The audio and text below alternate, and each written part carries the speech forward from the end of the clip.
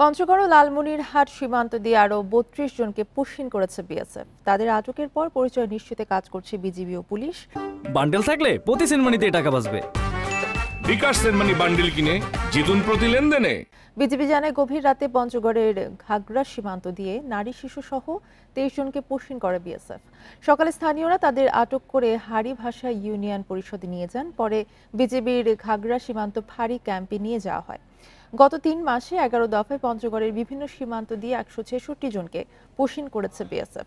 এদিকে ভোররাতে লালমনিরহাটের বুড়িমারি সীমান্ত দিয়ে ৯ জনকে পুশিন করে বিএসএফ। পরে স্থানীয়দের তথ্যের ভিত্তিতে তাদের আটক এবং পাটগ্রাম থানায় হস্তান্তর করে বিজিবি।